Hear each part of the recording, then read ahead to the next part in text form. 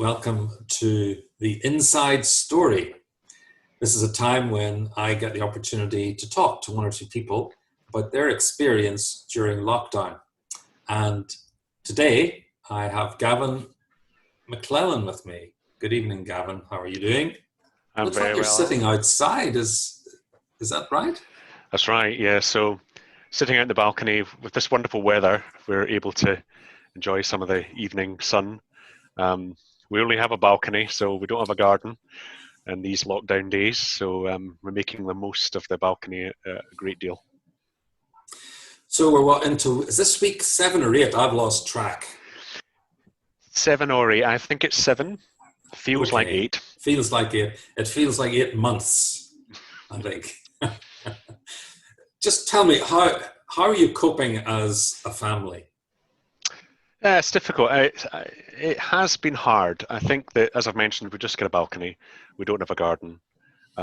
However, we're very grateful for very accommodating neighbours who have allowed us to use the estate gardens, if you like, for playing with Hamish frequently and probably doing things that in normal times would not be tolerated. So that's been great. Yes, we do feel confined a lot of the time. We're both working, trying to work. Karen tends to have a lot more online calls and things that I do. My work's much more self-generated. So so splitting that with looking after Hamish and trying to get some work done. So our plan has been, I will be with Hamish in the morning and Karen will work, and then in the afternoon I will do a bit of work. And that's generally been the plan, and it's kind of worked. But when the sun is splitting the sky, we're out there on a bike, and we're out there to visit a park or whatever, make sure that Hamish gets lots of time outside. So it's been, I think, had the weather not been so great, I think it would have been 10 times harder, so much harder to be confined in the flats for so long. So yeah, it's exhausting, but lots of family time, which is a good thing and a wonderful thing, especially at Hamish's age. Absolutely, and that must be one of the joys of lockdown, to have the time just to be with Hamish, and you're seeing him grow and develop much more clearly as you spend time together. Absolutely, and I think it's a lovely bonus because that's definitely one of the joys, has been all this time with Hamish, and we understand now how much nursery does to be with them all day and keep them occupied when you have to change activity every 15 minutes and just keep going. And so it is exhausting, but wonderful to see just little phrases develop, little changes in behaviour. When you're busy parents, you just see things much more incrementally, whereas we're seeing it all now, which has actually been a big bonus of lockdown. So that's been lovely. That's one of the great joys of this experience. What kind of struggles are you dealing with? Yeah, I think there's a sense of feeling guilty when we're both working, so we're not being furloughed or anything. So we have that tugging at you all the time, that you feel guilty that you're not doing enough, and it's kind of hanging over you that, I haven't really done very much today, and I'm being paid, and feel guilty about it. But then you have to remind yourself that this is so big. This is affecting the entire world, the entire country, and we can all just do so much. And actually, then, as you've been saying, just actually think about the wonderful things that we get extra time for, to see all this time with Hamish. I think what is a struggle is keeping in touch with a wider family. So I've sisters are working in the NHS. So one of my sisters works in ICU. So right in the front line, keep in touch with her with what's happening. Another sister works in a care home, and just had news that there now have been positive tests in the care home, so she's very, very concerned. So there's a sense of not being able to quite meet. The fact that we've got a balcony here is quite nice. Some folks can visit and we can chat from the balcony. So that's quite nice. So this strange sense of not being able to do things you just normally do, like I've stopped taking a wallet in my pocket because I'm not going to stop and buy something or get a coffee or whatever. So there's a sense of renewed freedom in that. You just pop out. Something I do like as well is the sense of there's no rush. All the rush has gone. All this rushing around that we used to do has stopped. There's no rush anymore, and I hope that when we get back, there's a sense of perspective again, that sense of all this rushing around just ends, or is at least lost its importance. People seem to have time. It's nice that you're acknowledging strangers in the street. You're seeing families out walking together, which you didn't see before. You're seeing so many people exercising. I've never seen so many people exercising, which I suppose maybe this happened in the gym. I don't know. I don't go to the gym. But I think there's a lot of people out there who are exercising who weren't exercising before, me included. So that's nice to see. It's good to see. So yeah, it has been a struggle. I think the other thing I struggle with is the sense of, I'm very angry about what's happened. I think that our government, particularly in terms of Westminster government, has not responded in a way that demonstrates care and compassion for life. I think that they have been very dilatory and reckless almost, and we're all, many families, thousands of families are going to suffer. And already they're talking about easing the lockdown, which is ridiculous. We're not past the peak yet by any stretch of the imagination. So seems to be a recklessness, and it seems very difficult to resist. It seems there's an impotence about that. There's a sense of just, where do we direct our anger? We can't go and protest in the street. Can't do that. We could sign online petitions. We can email, but it all feels like very small things we can do. So I think that when we're out of this, I hope that there's a lot of people are rethinking the choices they might have made, and thinking about, we can do better, much better than this. However, I'm not overly optimistic, to be honest, about that. Okay, so I'm sure you must be worried somewhat as well, given family members are working on the front line of this fight against the virus, and some of the concerns you have around, the fact that it has spread so much within our own country, and could our governments have done more to avoid this? And in terms of action, what can we do? I guess you're right, we'll not know until this is over. And I wonder, if people carry on behaving the way they are at the moment, after COVID-19 has not passed, but we've got over the worst, in terms of the daily lifestyle, will that make a significant difference to the country? And is there almost a protest in that sort of continuing to live in this, as somebody else put it when I was interviewing them, there's the stillness now in their life that they love and recognize that maybe they hadn't done so much before. So I wonder if there's actually a protest in a Gandhian kind of way of just the way of being after this. I don't know. What do you think? Yeah, that's interesting. I hadn't really thought that far, and I wonder, this will have certainly hit home for some people about their lifestyle, and they'll be thinking, why am I rushing around? Why do we spend these things? Why do we live our lives this way? And I think for those people, I think they'll maybe make changes, and that might lead to all kinds of other lifestyle changes. Will it be big and appreciable? I'm not sure. We're going to remind ourselves, before this, in anticipation of lockdown, there were people panic buying. So I think it was a huge disappointment that there's a certain significant section of society who felt, actually, this is the time to look after number one, look after ourselves. So there is that tendency out there as well. And I think when you belong in a community that has shared values like ourselves, we can be in an echo chamber, and we can think that actually, of course, these changes are not easy to make, but could change the world. But we've got to remember there's a whole load of other people out there who are not like us and do not think like us, who are desperate to end the lockdown, let down the lockdown, and get out and go back to life as normal as they want. So I think it'll be interesting to see what level of attitude change and values change will have happened. I would certainly hope that, because it's been so prolonged, and we will all remember this for the rest of our lives, It's not just been a single event like 9/11 where suddenly something, a day that changes the world. This has been a prolonged weeks and months, and for many, many families, they've lost fathers and mothers and siblings. So it's massive. So that makes me feel that actually this will lead to profound change in our society, and we'd hope to see that. We've seen a bit of a reversal, haven't we? I think, in terms of the way politics and values have gone with Trump happening and with Brexit happening, and the way in which the discourse in society has become coarser and rougher, and you're seeing racism coming back, and that's so disappointing. And I think that's happened.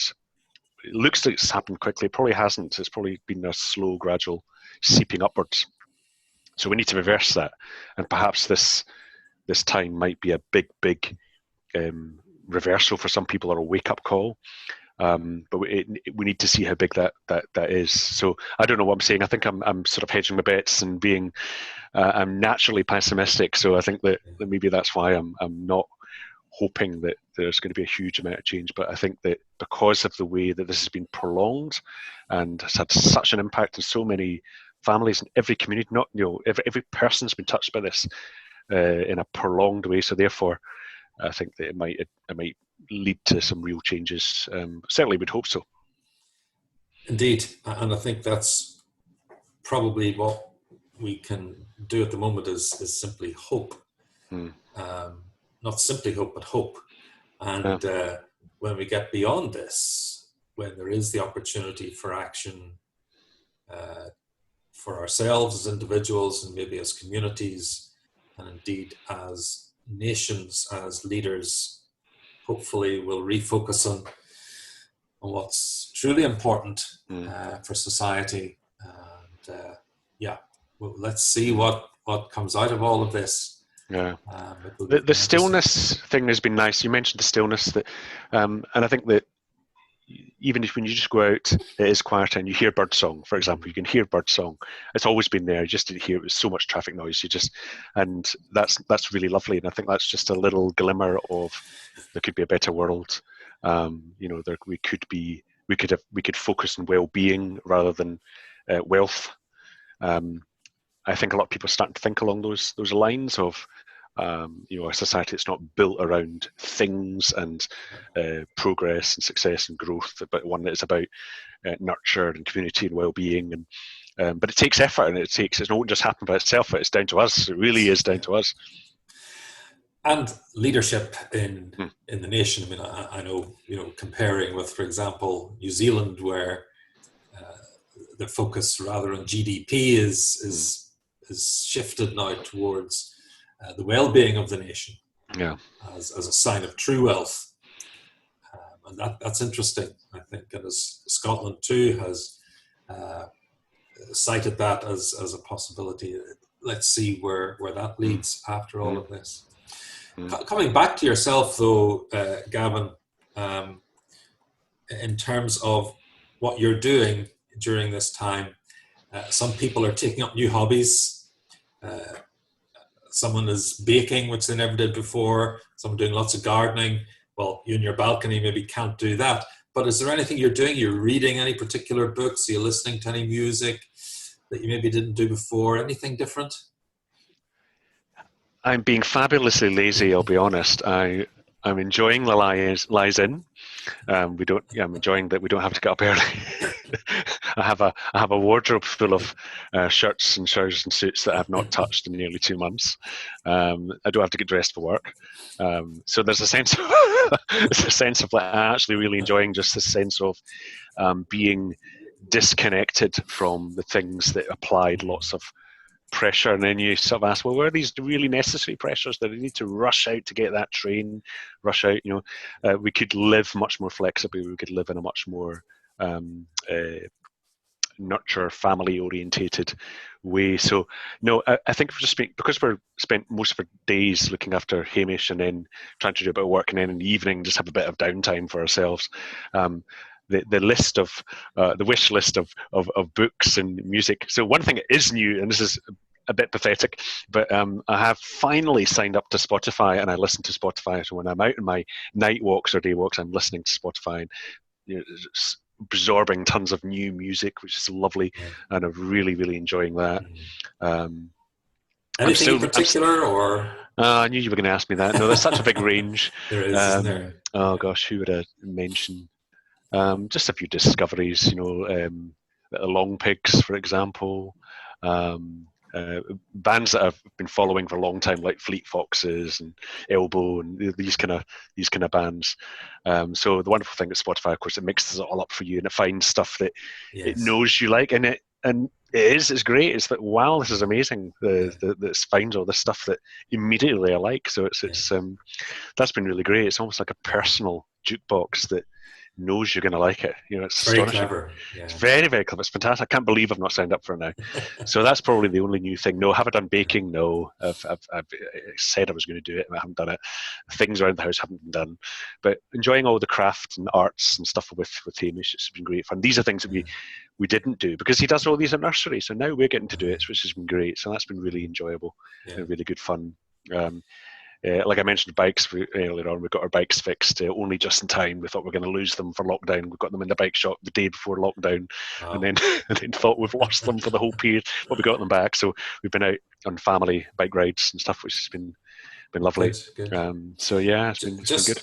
Just be careful with that wardrobe full of work clothes, because if you're like me, I've been eating a lot. And I haven't put my work clothes on for that amount of time either. And I'm sure they're not going to fit. So need to start preparing now for going back to work in 8 weeks' time. Maybe a few online purchases. Yeah. So tell me, Gavin, what do you think is important for people like ourselves here in Glasgow and part of a faith community? Well, why is it important to be part of a community like Langside? How does that help us at times like these? Yeah, I think you realise how important connection is when suddenly there is a barrier and there's a physical issue. We can't see each other. We can't physically go to church, and so I think that it's amazing and wonderful that we've got technology. We talked about Spotify earlier. Zoom has, suddenly entered the whole lexicon of language. We're talking about being zoomed out. And it's been great to see that way of bringing church together. And I think it's important that thank goodness for Zoom church, because otherwise we didn't know when Sunday was.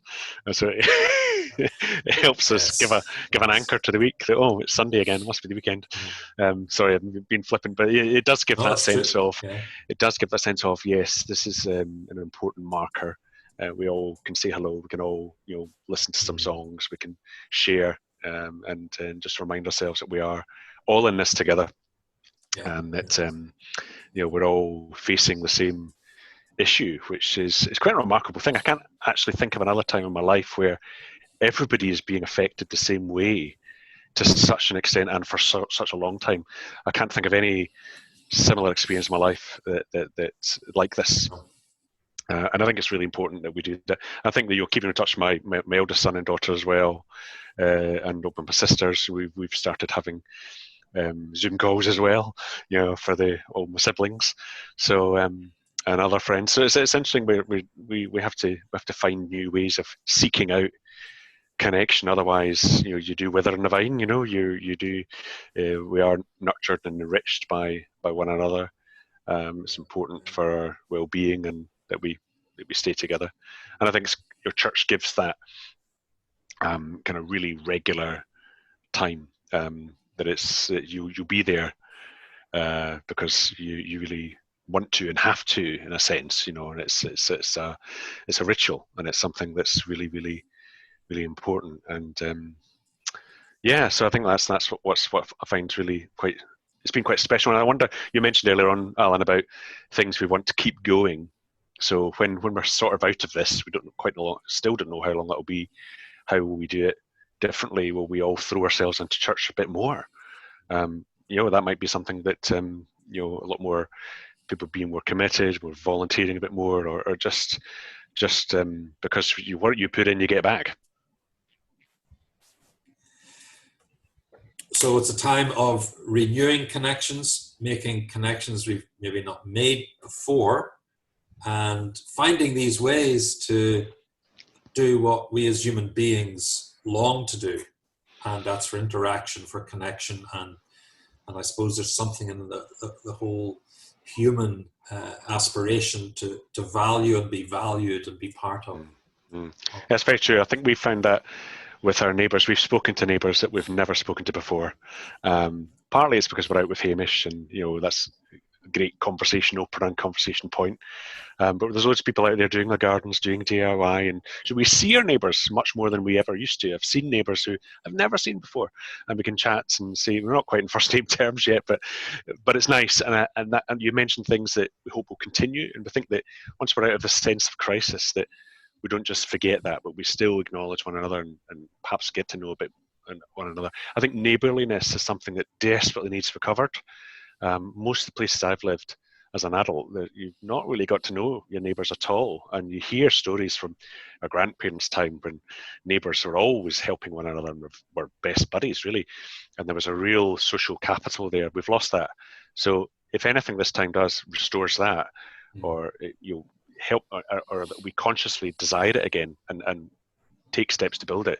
I mean, it would take me a lot of effort to do that because I'm naturally introverted, and I wouldn't want to go out my way to do that. But I think we'll realise how important it is, and how lovely it is actually that we can smile and wave and help one another and just acknowledge one another, and hopefully be just a bit more part of one another's lives. So that's something that's been really nice and notable, that helps when you've got a 3-year-old. Yes. It's probably not so easy if you don't, but it's yes. yeah. A 3-year-old or a dog? A 3-year-old wins. Gavin, listen, it's been lovely talking to you about your experience of lockdown and what you as a family are doing, and some of the joys and challenges and aspirations for life beyond. And I want to thank you for taking time this evening. Oh, thank you, and we'll see you in the life beyond. Yes, look forward to seeing you on the outside. Thanks very much, Gavin. This has been The Inside Story. All right, thanks, Sam.